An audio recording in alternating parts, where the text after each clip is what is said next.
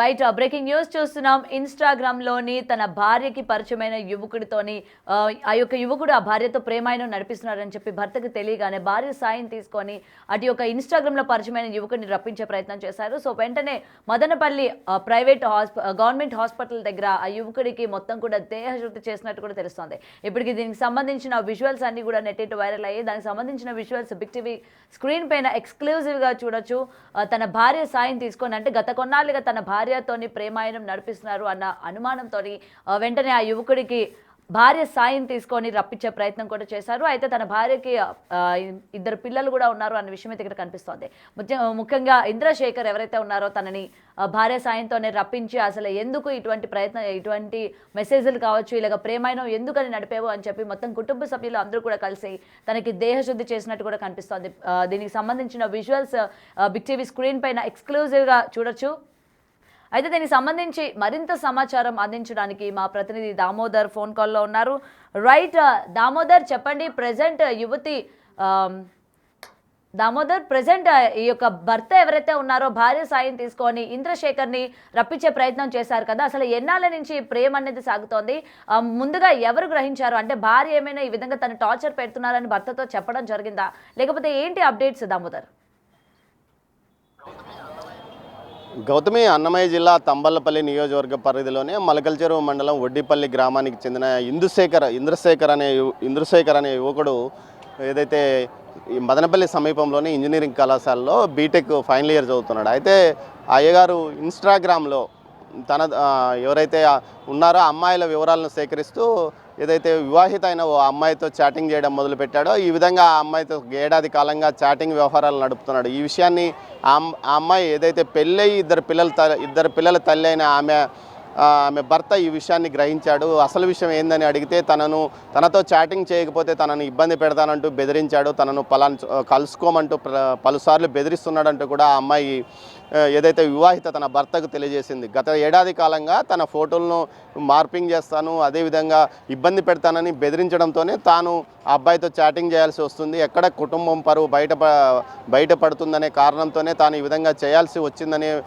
భయంతో తాను ఆ అబ్బాయితో చాటింగ్ చేస్తున్నానంటూ ఇంద్రశేఖర్ గురించి భర్తకు తెలియజెప్పడంతో నిన్న సాయంత్రం ఏదైతే ఆ అమ్మాయి భర్త తన భార్య సహాయంతో ఆ అబ్బాయిని మదనపల్లిలోనే ప్రభుత్వ ఆసుపత్రి వద్దకు రమ్మని పిలిపించాడు.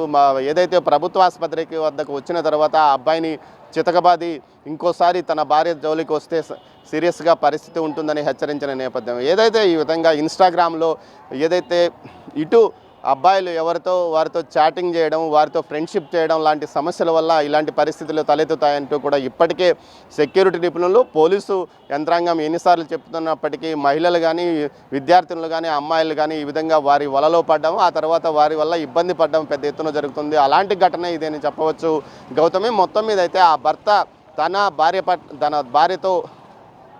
భార్య మీద నమ్మకం ఉంచుకోవడం, తన భార్య మీద నమ్మకంతో ఆమె చెప్పిన మాటలు విని ఏదైతే ఇంద్రశేఖర్ను బయటికి పిలిపించి అతన్ని చితగొట్టి పంపించాడు. అయితే ఈ విషయంలో పోలీసులు కేసు నమోదు కాలేదని తెలుస్తుంది. అయితే మొత్తం మీద అయితే ఇంద్రశేఖర్ యొక్క కుటుంబ సభ్యులకు కూడా ఆ అబ్బాయి వ్యవహారాన్ని తెలియజేశారు. భవిష్యత్తులో ఇలాంటివి చేస్తే పరిస్థితి చాలా సీరియస్గా ఉంటుందని ఆ అమ్మాయి భర్త ఇంద్రశేఖర్తో పాటు ఇంద్రశేఖర్ కుటుంబ సభ్యులను హెచ్చరించాడు. అయితే పోలీసులు ఈ విషయాన్ని గురించి ప్రశ్నిస్తే తమ వరకు ఈ కేసు వివరాలు రాలేదు, ఎక్కడో ఏదో చిన్నపాటి గొడవ జరిగి ఉంటుందంటూ కూడా భావించాడు. మొత్తం మీద అయితే ఈ ఘటన మదనపల్లిలో కొంత సంచలనం కలిగించిందని చెప్పవచ్చు. ఈ సోషల్ మీడియా వేదికగా ఏదైతే కుర్రాళ్ళు కొంతమంది అకతాయిలు ఈ విధంగా అమ్మాయిలను ట్రాప్లో పడేయడము, ఆ తర్వాత వారిని బ్లాక్మెయిల్ చేయడము, తన అవసరాలను తీర్చుకోవడం, కొంతమంది డబ్బులు లాక్కోవడం, మరికొంతమంది తమ శారీరక అవసరాలను తీర్చుకోవడం కోసం ఇన్స్టాగ్రామ్ను వేదికగా, అదేవిధంగా ఇన్స్టాగ్రామ్ లాంటి సోషల్ మీడియాలను వేదికగా పరిచయాలు పెంచుకొని ఆ తర్వాత వారిని బ్లాక్మెయిల్కు చేస్తున్న పరిస్థితి కనిపిస్తుంది. అదేవిధంగా ఇలాంటి ఘటనే మలకల్చెరువు మండలానికి సంబంధించి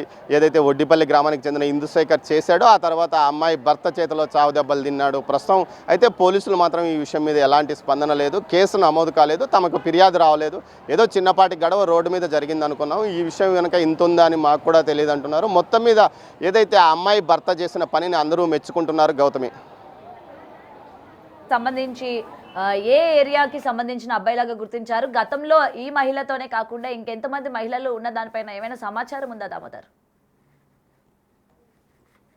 ఏదైతే ఆ అమ్మాయికి సంబంధించి పూర్తి స్థాయిలో ఏదైతే ఆ అమ్మాయిని బ్లాక్మెయిల్ చేసి ఇన్స్టాగ్రామ్లో పరిచయం పెంచుకొని బ్లాక్మెయిల్ చేసిన ఇంద్రశేఖర్ మలకల్చెరు మండలం ఒడ్డిపల్లి గ్రామానికి చెందిన యువకుడిగా గుర్తించారు. అదేవిధంగా ఆ అబ్బాయి గతంలో ఏదైతే ఇంజనీరింగ్ ఫైనల్ ఇయర్ చదువుతున్న ఇతను టెక్నికల్గా తన సాంకేతిక నైపుణ్యాన్ని చదువు కోసం కాకుండా ఇట్లా అమ్మాయిలను ట్రాప్ చేయడము, ఆంటీలను ట్రాప్ చేయడం కోసం వాడుకున్నాడు.